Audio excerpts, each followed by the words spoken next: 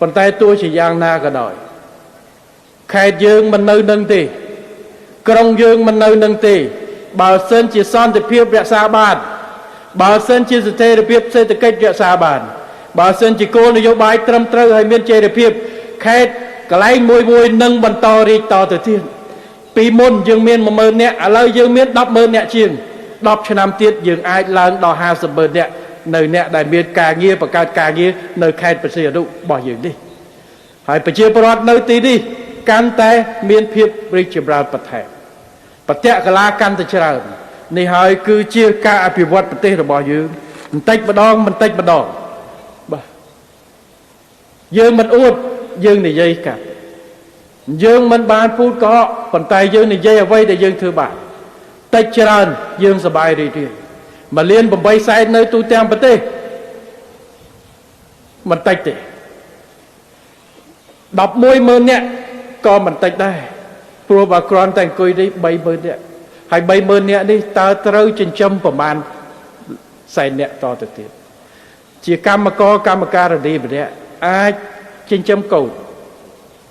អាចចិញ្ចឹមឪពុកម្ដាយអាចចិញ្ចឹមទាំងអ្នកផ្សារ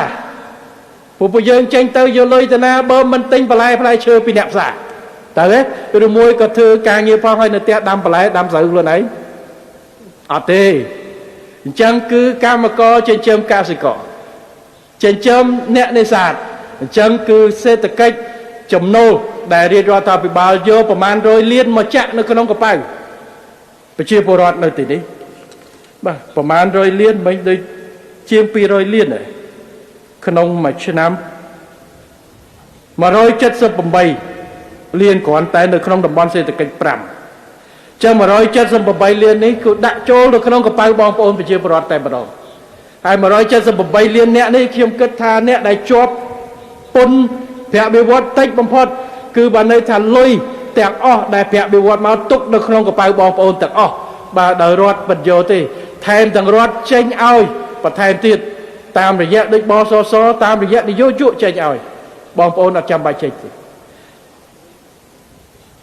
តាមរយៈកម្មវិធីឧបត្ថម្ភសាច់ប្រាក់ទៅដល់ស្ត្រីមានផ្ទៃពោះទៅដល់ទារក2ឆ្នាំគឺរដ្ឋចេញឲ្យអញ្ចឹងនេះហើយគឺជាអ្វីដែលយើងធ្វើ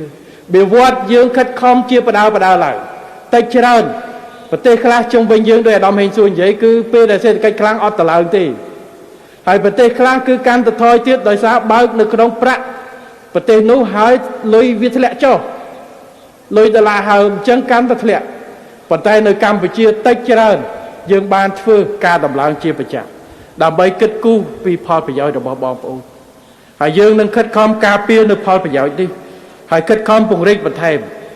នៅកំណើនសេដ្ឋកិច្ចដែលពឹងផ្អែកទៅលើការពង្រីកការងារហើយការងារកាន់តែល្អជូនបងប្អូនទាំងលក្ខខណ្ឌការងារទាំងការងារផ្សេង